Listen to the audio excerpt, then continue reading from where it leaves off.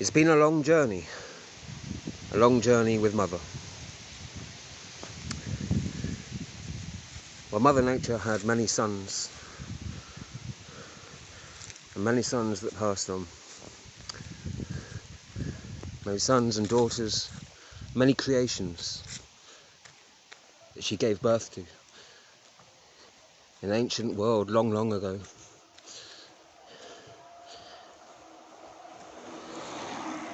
In a world of mystery, in a world where love and truth were born, in this mysterious world. Mother's origins were mysterious and unknown to us. We never knew where she came from, who created her, why, how, who she knew before, or how she arrived at so much of the knowledge, and the ability to adapt, to change, to create, and to give life in such a way. We did not know anything, or very little. We knew nothing. Nothing was the start. In the beginning, there was God, but God was a mystery. There was silence in the mystery. And in the silence came out the words. But the sounds came before the words. The telling and the hearers only came later. The tellers were one of the earliest religions, those that told stories and shared them. But after 1,000 years of Eden, only then when they had left as older children, only then when they learned some of the mysteries of Mother and the wonders of nature. 1,000 years of Eden, though, living in the womb of Mother herself, protected, surrounded by her loving waters, within the bosom of Mother Nature herself, within the very womb, protected, until we are let forth into a new world, to a different world, to an outside world, an exterior world. Mankind is given birth to by nature herself, but we don't know, and we're not conscious, and have no memories of any of the how and in what way. We do not know and have no memories or records.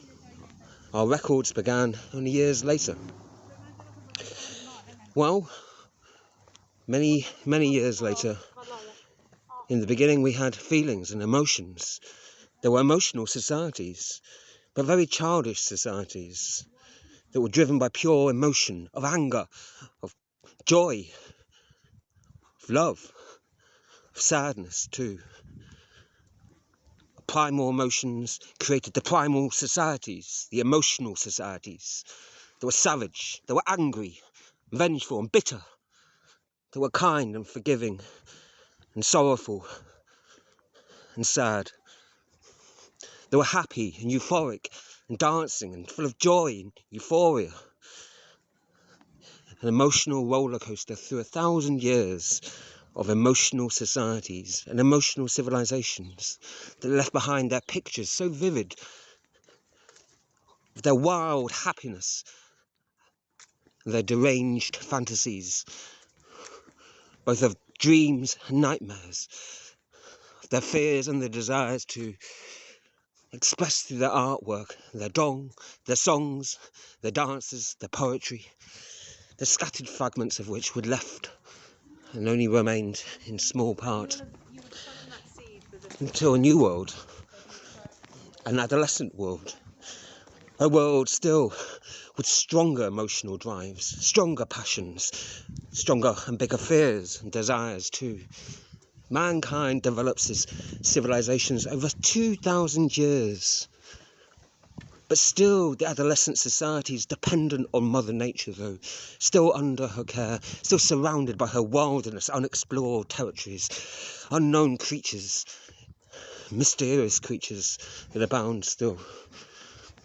But still, 2,000 years of adolescence, gradually we understood, discovered, explored, farmed, and landscaped and changed the culture, rebuilt and reshaped the world, and reshaped Mother Nature. We cared for Mother Nature. We fought with Mother Nature. We struggled with Mother Nature. We were afraid of Mother Nature, her wildnesses, her untamed natures, the elements.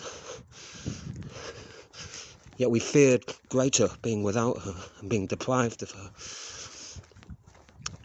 And all her magnificent abundances of harvests and yields and fruits, and our relationships with the animals, and all the great offerings and all the great harvest of food, medicine, textiles, of all the minerals, metals, and everything that makes the world has come out of nature herself, sculpted by potters and masons and architects and builders and artists, sculpted and changed and transformed and rebuilt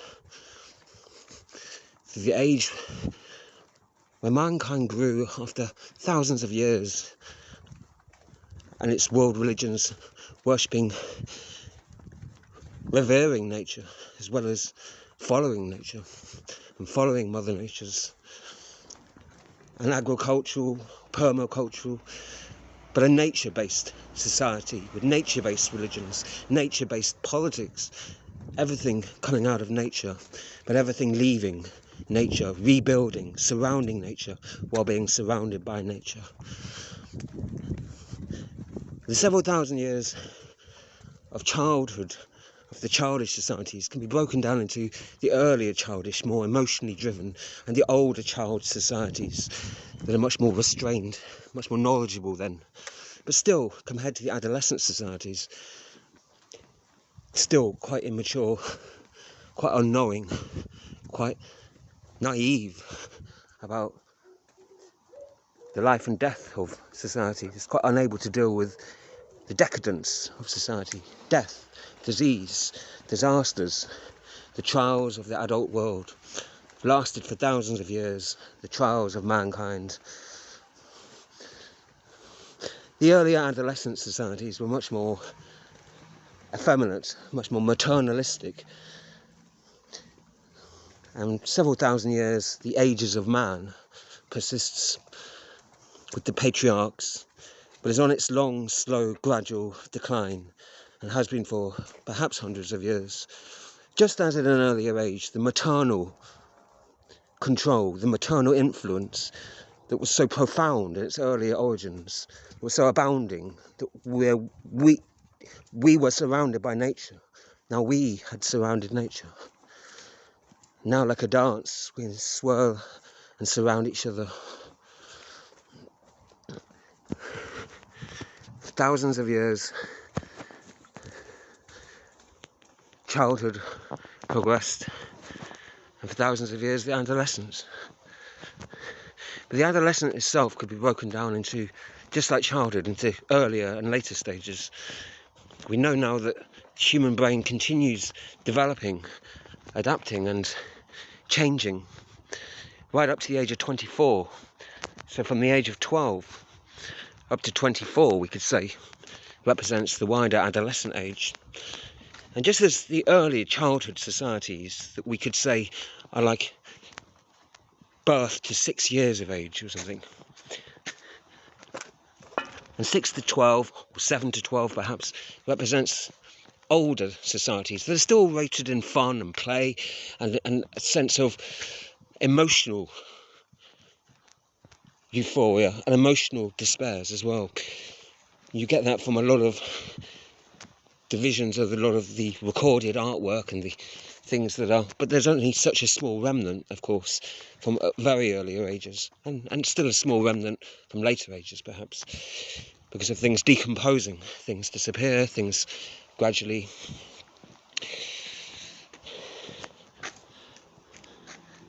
can vanish or change. And now we seem to be an age of older adulthood, but how much older is a question, of course.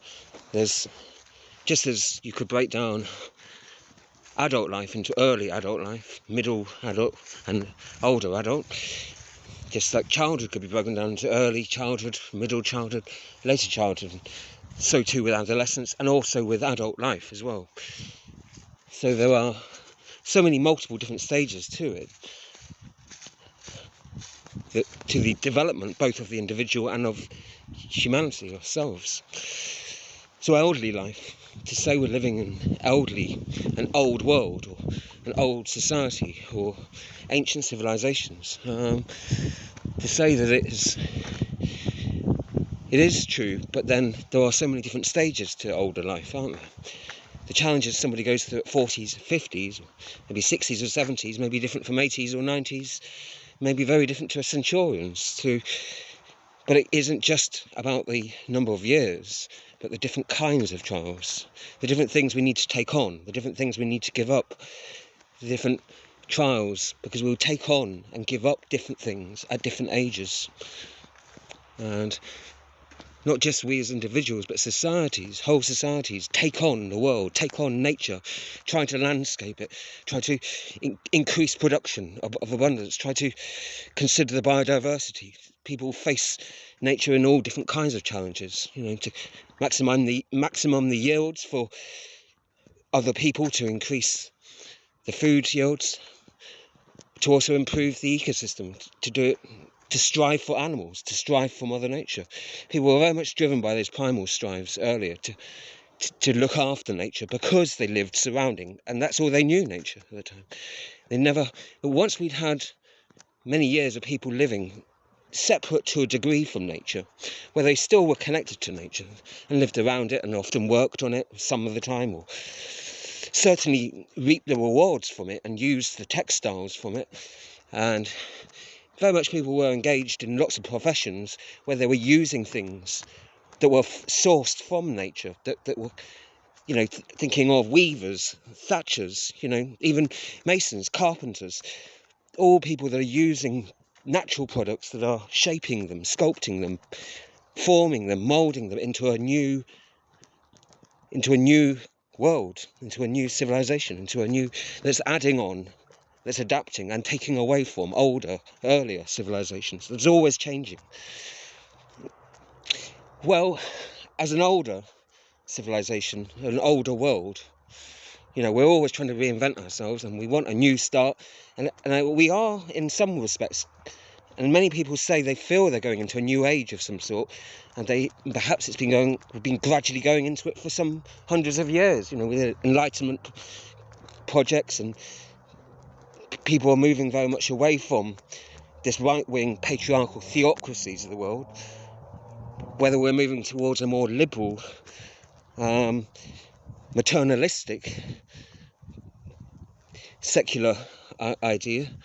There seems to be not just a clash of civilizations, but there seems to be a discussion, a dialogue of civilizations. There seems to be a synthesis of civilizations, you could call it.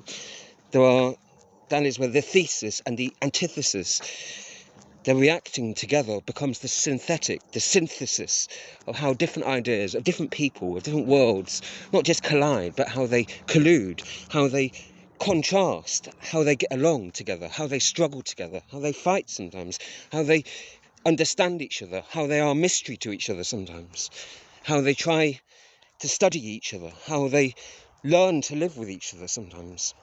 So, fascinating, complex thing of how so many different societies at different ages have struggled to try and comprehend and get along with each other, or at least get along as much as it could suit them, to look for, if not mutually beneficial ends, perhaps to look for something that's sustainable and something that is provisional, something that provides the basic needs, that allows society, civilization to continue, at least, if not perhaps always to flourish. But good and bad things can flourish, of course, and that's in an older age, of course, going back to the ages, because I began sort of with a sort of story poem to give it a nice sort of childlike quality. But I do feel we are in an older age. But we still are very much caught up in the adult world as well, in terms of adult societies, in terms of it is a working society. We work the earth, we produce large amounts of yields and abundance of crops, large amounts of stock, food, medicine. We are plummeting the earth, mining the earth. We are still sculpting, but we have reached almost a sort of limit, and that has descaled over the last century or two, because we've run out of places to go to, or because it's become harder, or the resources are more limited now. So we have to be more careful, cautious about how we use what resources there are left. You know, the numbers of endangered animal species, for example, they're now having to be protected, and the amount of wilder land that is reduced, or, you know, and we've had to explore further into inhospitable areas, and with advanced technologies we've still been able to sort of push the boundaries a little further and to find other ways of abstracting useful material resources to serve mankind and societies. But there are more limits, and there are limited resources, and so yes, we are still working the land, working with nature, for nature, and sometimes against nature, but we're still working nature. But in many ways, mankind's not directly involved in the labouring process. He's not intimately as connected. He's more separated, not totally divorced from nature, but there's a stronger degree of separation. And there's less need for him to be so laborious in his work, the long hours. You know, if many hands make light work, but a computer with all large machinery, an industrial process, means only a few hands need run a giant farm. But in many ways, industrialism means that we have retired somewhat from our earlier positions. But there's the struggle of being an older person. You're retiring from one profession, retiring from what was your adult profession, you know, and then having to adapt and look for a new job, a different profession, something that builds on the early work, but is different because it's no longer needed. It's no longer needed to have millions of labourers out there planting seeds every day, or tending the crops, looking after them in all weathers, good and bad. You know, it's no longer necessary to have labour-intensive factories and farms and things. Those things becoming gradually more obsolete in many areas of the world. Hence the post-colonial, the post-industrial landscape. Well, we're somewhere in a dark corridor, as I see it, where we're sort of giving up one profession while still doing it on a part-time basis, but still connected with it, and exploring a variety of different other things as well to try out. And that seems to be a good way to try out different things, and sometimes the things work, sometimes not. So it does depends.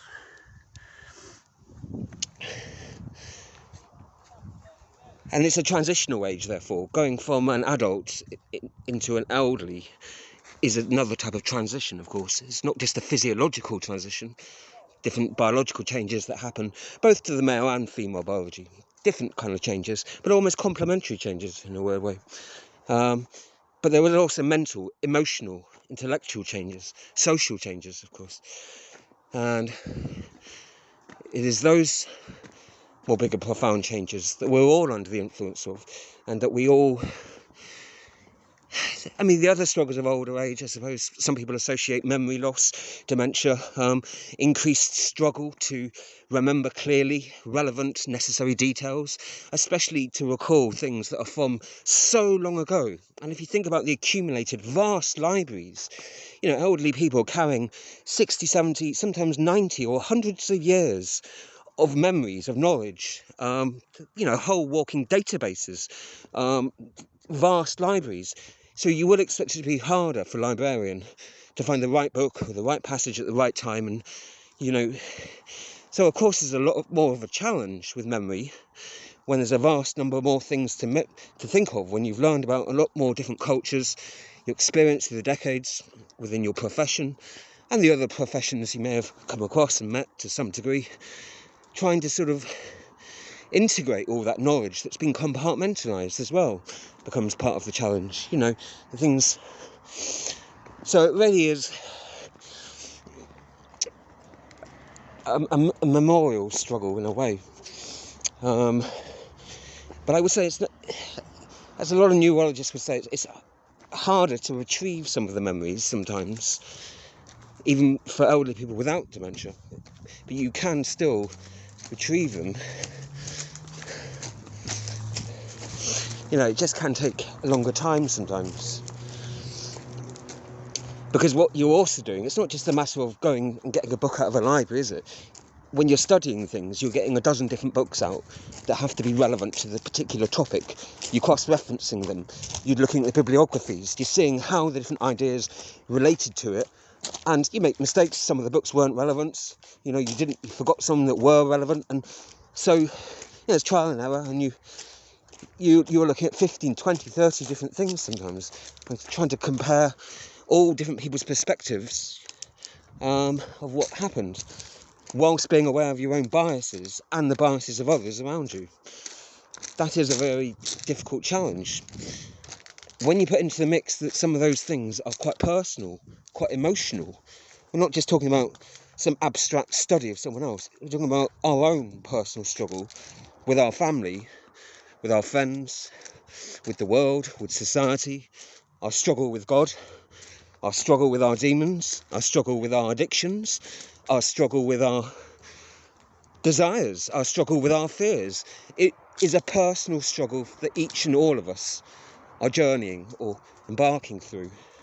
And so it isn't just society's struggle to somehow find a morality or to live honourably or coherently it is a personal struggle for each of us. So that involves an emotional dimension too. It's easy to talk abstractly and objectively in an academic, intellectual way, isn't it? Cozied up with lots of jargon to sort of comfort you in. But the reality is that the issues that we talk about, the terrible challenges, the abuses in society, the love and the compassion and the truth and the kindness of societies too, those things stir up a lot of emotions. And a lot of it questions and challenges us to question ourselves honestly and truly, but fairly as well. And not to be too harsh on ourselves, but neither to be too liberal or to be too kind to ourselves. We don't want to idolise ourselves, but neither do we want to demonise ourselves or others. For me, I guess it's just trying to be firm but fair, and that keeps it simple.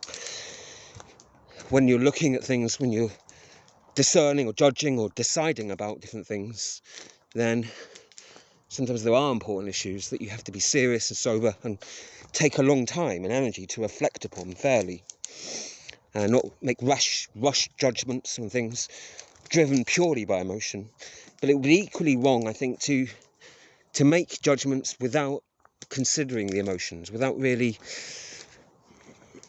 investing in the emotional reality as well, and seeing that it isn't just a physical struggle, this transitioning between ages, that isn't just physical, but psychological, but mental, ideological, emotional, spiritual, some people would say. Spiritual can have multiple different meanings to different people. People can believe that they are a soul, a spirit, something unknown, an essence that is not bound or purely a physical being, or the mind even.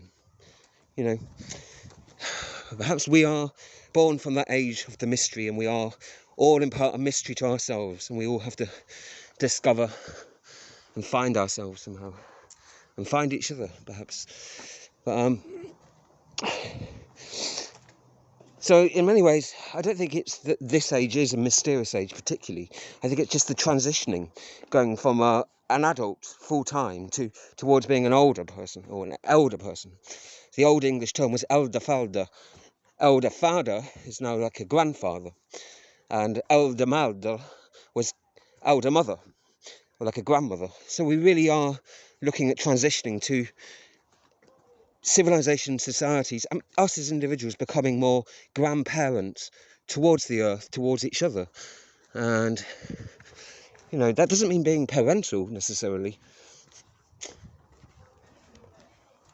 but it also is a struggle to find out what it actually will mean. And I guess that's, if we knew all the answers to that, we wouldn't be in the midst of the struggle. So I think it means to care for the earth, rather than just be provided for and cared for by the earth. It means to do both somehow. Like caring for an elderly parent, we give back to the parent what was given to us. And so that seems to be And in actual fact, caring for each other, caring for animals, caring for plants, caring for the environment is also caring for nature. Human nature could be seen as a part of nature. So yes, I guess it is a challenge to care for each other, to learn. But maybe that's a challenge in every age, in any case. But in many ways, it has an echo of early childhood, where emotions are heightened and things, because we're confronted with multiple different ways the world could end, or could be saved, or could be healed. There's at least 12 or 15 I can think of. Books, films, blogs, posts. There's lots of people concerned about pollution or degradations of the world, air pollution, land pollution, people being ill and polluted as well. But so there's a lot of increased awareness of that and concern, from a whole multitude, a vast number of people that are very concerned about the ill health of Mother Nature. Or I think it's probably a mixed picture, really, if I'm honest. I think there are serious problems. A quarter of all land is now deserted or arable or not fertile anymore, and probably only about 2/3 of land is probably actually growable in terms of vegetables and fruit and vegetation. There are serious problems, like with an older person, but there are also lots of things that are still working. Over half of the world's rivers are depleted now, but there are new rivers that have also been born, have been created over the years. Obviously, people are saying about the ice caps melting, and a few islands have sunken into the sea. We have seen a rise in tidal levels in some areas, but I don't know that that's reflected everywhere, so I don't really know information. There was obviously the tsunami. I suppose that's been the most shocking, memorable thing, but I wonder sometimes how easy we've forgotten and moved on from it. But I think the awful, I don't mean great, I mean great in terms of size, but the awful tsunami that happened, really, I think it was 2003 or something, it really sent shockwaves around the world, and I think that's the biggest ecological disaster. And then, of course, there was the Fukushima disaster, the nuclear radioactive spill, because of the increased earthquakes that were going on in Japan. And I know, but these things, meteorologists have now studied. Geologists know that these things happen in cycles. So there are eruptions that happen every so often with all these volcanoes and different fault lines, of course, with plate tectonics. So science at least has understood and knows much more that there is a cycle of these different occurrences that happen. So, I mean, not that the science is infallible and we know exactly when, an earthquake will occur or a volcano, or to evacuate cities and things. But there's a lot more scientific guides and knowledge, and to know historically that those things don't mean the end of the world. They mean that there's a big change that's happened there in that local region. Well, we know that there have been many earthquakes, floods, tsunamis in the ancient world. There's certainly a whole lot of stories about them and lots of records about them. How debatable some of them are, how true or not. Again, it's hard to know, but there certainly were lots of ecological disasters of various scales in the world. I find it impossible to know whether there's a lot more now. It could well be that there is an increased number. In terms of the flooding, it's very widespread in Bangladesh and in lots of regions, lots of areas that are very dry and deserted. Think of the famine in Ethiopia. There's lots of pretty shocking things that have happened. People say, it's epic, biblical. It's something that is just shocking, but really shocking, terrible things happen in the old world too. Whole cities got destroyed by volcanoes or sunk. If you believe Atlantis, the whole giant continents could have sunk. Whether it's true or not, and once upon a time none of these deserts existed anyway. So the Sahara Desert was once a tropical jungle. That's how the Egyptians, of course, were living in such a splendid, wonderful, abundant place, because it was a very fertile land. And if you look under parts of the desert there now, there were the remains of the dried up riverbeds there, and you see all the fossilised records buried deep under mountains of sand, of course, that have accumulated over the millenniums. So it's interesting to have that information confirmed over the last few decades, that we can see a very different picture of the ancient world now, that was big, bright, green, tropical, massive, giant trees, the scale of like we wouldn't know, and giant creatures too, don't forget. So it would have been a gigantic world. The sun would have been 3 times bigger, perhaps there were 2, I don't believe that there was a twin. Even so, the sun itself on its own would have had a lot more fuel that it's burned out over the millenniums.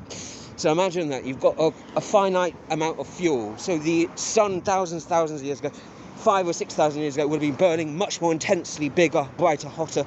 So there would have been a much bigger greenhouse to protect us from all that ultraviolet radiation. How did we survive such an intensive sun if it was giving off intensive amounts of that radiation? Because the greenhouse must have been giant at the time, what we're calling the ozone layer. The firmament, some people refer to it as, and that was very much a giant cloud of water hung all around the earth, surrounding it. And so that potentially is what prevented too many of the rays getting through. And of course there's the Van Allen belt, as people know now, that surrounds the earth as well. So yeah, it's incredible to think how much the world transformed and changed.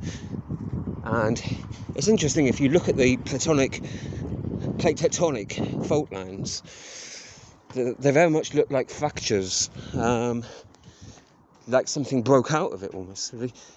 Like all those fires come out of all of the giant volcanoes, pouring forth, rivers of molten lava, creating Iceland and many other islands. And there's so much land that was created through these volcanic years, in the early years.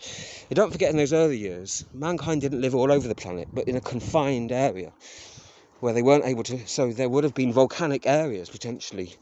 That volcanic ash, is very good for the soil. It spreads because of the chemical composition of it. So perhaps there were things that ruptured in the earth or changed to transform its physical design somehow, not just a global flood. It could have been a global earthquake, couldn't it? We could have seen, a number of different cataclysms, as they might be called, or that happened, that may not have been necessarily global, but could have been significant enough and affected widespread areas, giant continents, and could have disconnected continents from each other, reconnected continents, So it's possible in the past, that there may have been episodic events that occurred that just transformed, but not everything. So it's possible, as with all transformations, some things stay the same and some things will change, isn't it?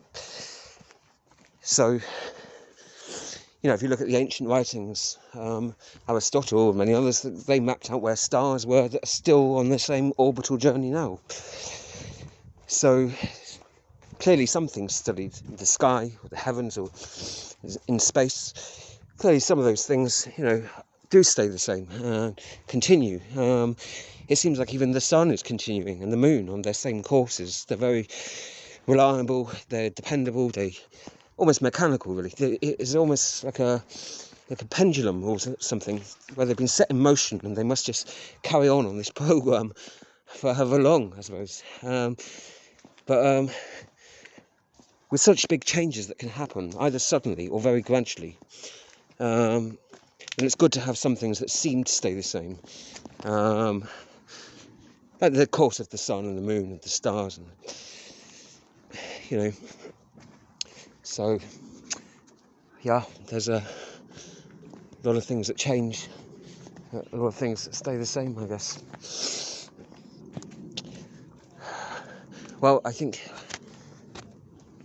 yeah, I'm going to sort of conclude the thoughts on it all, really. And idea is to try and write down a story sort of describing the various different transformations that happened. But actually, I think they're more gradual, subtle ones that are often just not noticed. Like, you don't really notice a person growing, really, or a flower growing, wasn't it? Because if you stare at a flower, it just is so slow in its growth. It's imperceptible because of its gradualness, you know. And I was thinking some weeks ago, nobody notices the beginning of autumn, you know, when the first leaves fall, because it's just so insignificant, because there's billions of leaves on the trees anyway, and so, but then you don't notice this sort of drama of billions of leaves falling, because it's such a gradual thing. It happens in lots of stages. It's a sort of gradual decaying, isn't it? Just as things gradually grow, you know, very gradual, different stages. But there can be things that enhance or set back those changes, you know, that can have a sudden dramatic impact, of course. That can, so there are the slow, gradual changes that take place that almost are not imperceptible, but if you live totally in your own time, then you'll never know the changes, because you can only know it comparing it to other earlier times, really. So,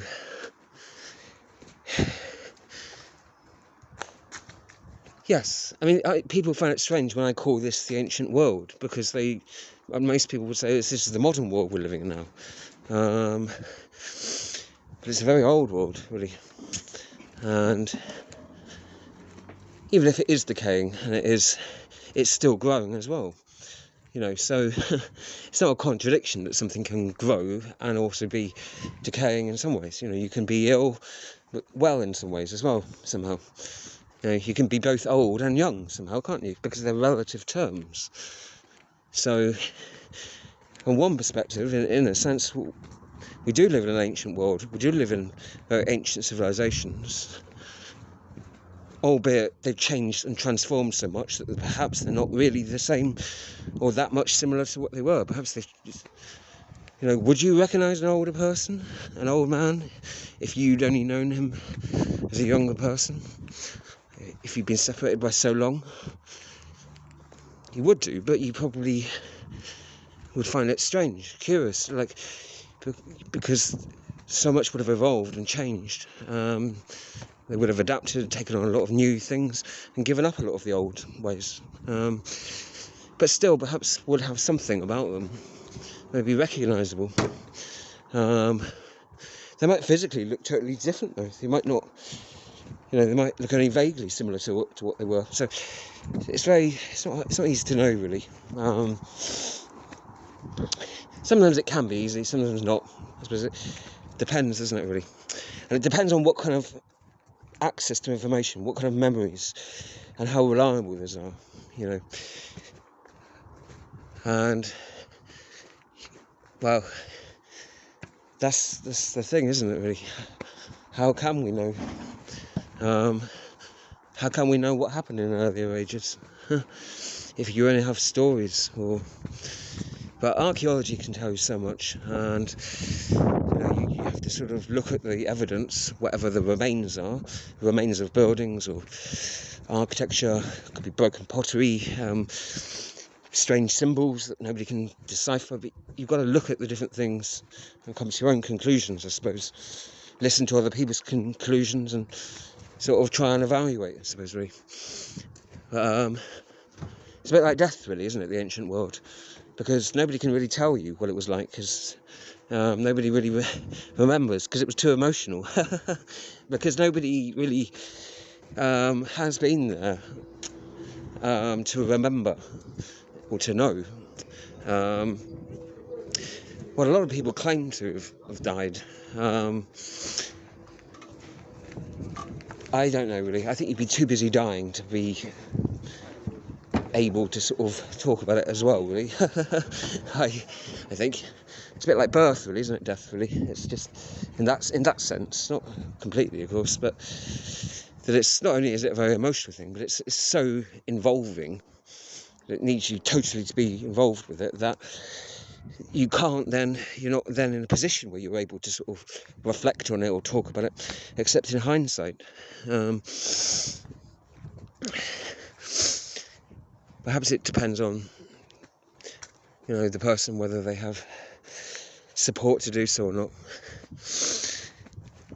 Well, that brings me sort of round to, yes, we should all support each other as much as we can, really, through the changing ages, really. And it always feels like the end, doesn't it? It always feels like a sad thing, but it's happy, isn't it, in a weird way? You sort of feel happy and sad. It's a bit like leaving childhood behind. You'd have mixed feelings. That depends on your experience of childhood. I mean, it would be a very good thing to leave it behind if you had a bad experience, wouldn't it? But it would be a very sad thing if it was a good experience. But still, it will be exciting and interesting and a good educational experience to leave and to go on and study other things. So, people, even leaving the ideal childhood home, or even somewhere that's relatively happy and, people got their most basic needs met, physical needs, emotional, before nurtured and happy, and,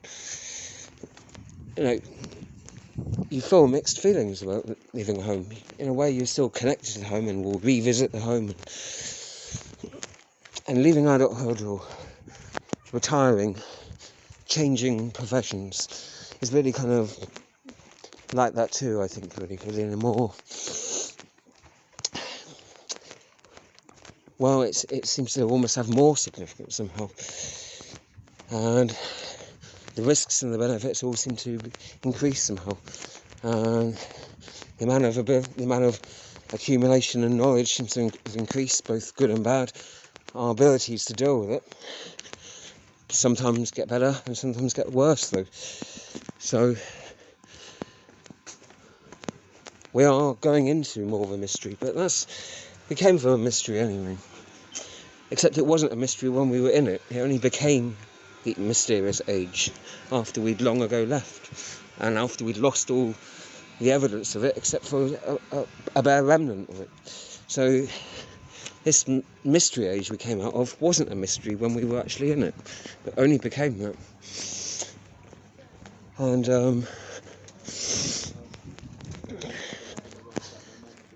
so it's quite possible our age will be a mystery to the peoples of the future, and would be to peoples of the past. So perhaps our mystery to the people of the future, unless we were able to somehow leave some evidence behind this time, but there's nothing that's left behind that couldn't be decomposed or destroyed or changed or grown over by nature or any other number of things. So perhaps in hundreds of years people will look back at our culture and say what a mystery we were, or think, they'll just have whatever happens to be left over, preserved. So it could be just a very small amount, but it could be a large amount. We could leave on a legacy of World Wide Web and information and knowledge accumulated from thousands of years. We could leave as an inheritance just 1,000 fantasy stories that nobody really knew or was able to discern what was true or not anymore, because there was nobody from the land of the ancient world who could speak about it. Well, like with other planets, really, just because you haven't met anyone from other planets doesn't mean they don't exist. People aren't there. And it's, I suppose, like that with the ancient world. You never really meet people. You don't know that you meet people from the ancient world, really, and you wouldn't know it, would you? And so it's almost like it never really happened, really. It's like life, really, isn't it, really? Feels like, it must have happened, but if there's no memory of it, there's no proof in your mind that it happened. But then I think there's a lot of feelings that you have thoughts about it, dreams about it, and there are lots of stories about it. And I think it's good to actually explore different things, even if it is just hypothetical or just speculative, fictional fantasy. Then it's still imaginative, it's still just playing with different ideas, it's still exploring, it's still just a way of meditating, a way of just comparing, contrasting different worlds, different ideas. You know, it's almost experimenting with different ideas, isn't it, really? Looking what could have been, what would have happened if it was like that, though. You know, and thinking, does that make sense that it would lead to where things are now? Or with an alternative version fit the evidence better?